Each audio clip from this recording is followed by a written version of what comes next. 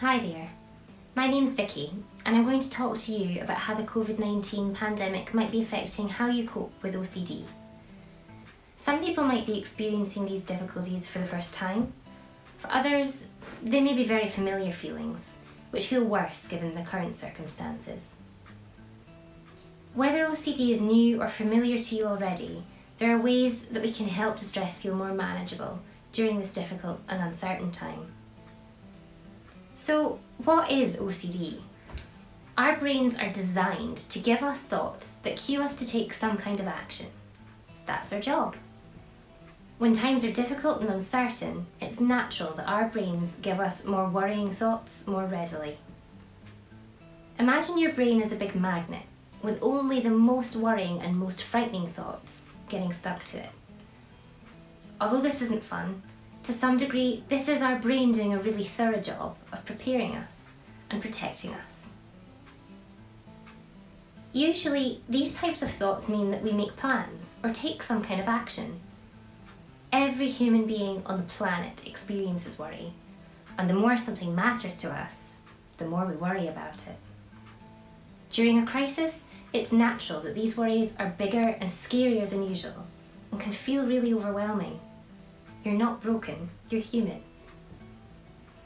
So what's the difference between worry and obsessive thoughts? Obsessive thoughts are a little bit different. They're scary. They often involve a really frightening imagined consequence. And these kind of thoughts often become very repetitive and can almost become stuck in our minds. The more we try not to think about them, the bigger and scarier they become. And so we can find ourselves doing things to get rid of them, or at least make them feel a little bit less scary for the time being. Problem is, often the things we end up doing can become repetitive, they can become time-consuming, and they can become quite distressing in themselves. And they also only make us feel better for a short space of time. So you might be asking yourself, why me? There are lots of reasons as to why we may experience OCD, including biological differences in our brains. We also know that our present and our past experiences play a big part in how we view the world and how we cope. Our past experiences, such as the jobs we've had, our experiences of illness and loss, past frightening experiences, and even the messages that we were brought up with can play a part in how we feel today. Similarly, our experiences during the pandemic are also likely to have played a big part in how we feel just now. This might include our levels of support at home or at work, our caring responsibilities either through our jobs or for our own family, the health needs of ourselves and the health needs of our loved ones. Often there's no one single reason for developing OCD, but a whole host of experiences that when all pulled together play a part in developing a big button of what we call perceived danger and responsibility. This button in our minds exists for us all. But for some of us, our experiences mean that our button is bigger than others and creates a bigger reaction within us when it's pushed. Of course, a global health crisis will have pushed this button, meaning that our perception of danger and risk and our responsibility for preventing it goes into overdrive. This can be exhausting. So what does the cycle of OCD look like? Our brain is an expert at generating imagine if thoughts. These are usually unpleasant and they're usually frightening. Sometimes these thoughts take the shape of the scariest and the worst things we could imagine happening or being held responsible for. At other times, these thoughts might feel a little unusual. They might feel shocking or shameful and seem not to make sense.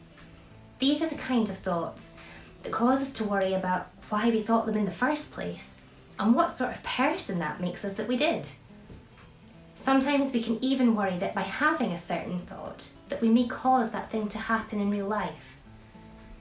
Usually these types of thoughts go completely against our morals and completely against the type of person that we are, which is what makes them feel so frightening.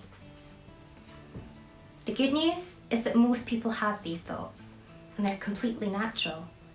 It's just that we tend not to know other people have them because they're not really the types of thoughts that we admit to having over a cup of coffee with our friends. In OCD, when we experience a disturbing or a frightening thought, this causes us to experience a strong and unpleasant emotional reaction. as well as a physical change in the way that our body begins to feel. This can feel really awful and frightening, which means that the most natural thing in the world is to want to get rid of these thoughts and feelings. It's this desire to get rid which drives us to behave a certain way. In OCD, it's these behaviours which we call our compulsions. Usually these compulsions make that thought feel a little less scary, give us some physical and emotional relief maybe, or at least temporarily. For example, at the moment, our brains might be really good at giving us the thought, what if I'm carrying the virus? I know that's a thought I've had.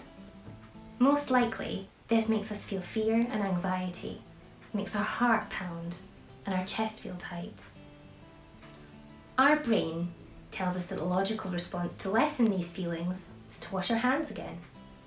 For all of us just now, this is a cycle we will probably recognise. We are continuously being flooded with messages from the outside world to be extra cautious, extra vigilant, and extra careful. Obviously, it's important that we follow this advice to keep ourselves and to keep other people safe. But for some of us, our brains may be particularly good at playing extra safe. And this probably means we're likely to go the extra mile and often to excess. We're likely to question how responsible and capable we really are. And this probably means that we experience more thoughts which cast doubt over the actions that we've already taken. Are you sure you washed them properly? Shouldn't you do it one more time just to make sure? Come on, play on the safe side. This is what our brain does. In this situation, we might find ourselves repeating the behaviour again and again. We might find that the behaviours themselves begin to take up more time or become more elaborate. We probably find that we have to do more and more to get that same feeling of relief and that certainty that we've done enough. Those of us who struggle with OCD often really crave that sense of certainty that we did it right, or at least that we did the best we could. And this means that we can often find ourselves becoming stuck in the repetitiveness and the complicated behaviours that we find forming our compulsions. The really annoying thing is, this works. Well, for a few minutes. Straight after carrying out our compulsions, we probably feel a little better.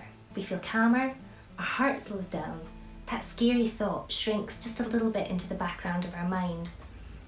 But a few minutes later, our better safe than sorry brain throws that thought right back at us. Are you sure you washed them properly? Shouldn't you do it just to make sure? One more time couldn't hurt. And before long we find ourselves stuck in a revolving door of fear, uncertainty, doubt, and compulsive behaviours. So before we go any further, I challenge you to have a think about the types of thoughts that you experience, how these make you feel. Have a think about how these affect your emotions, how they affect your physical feelings in your body, and the types of compulsive behaviours you find yourselves carrying out. Sometimes it can help to write this cycle down or draw it out, whatever works for you.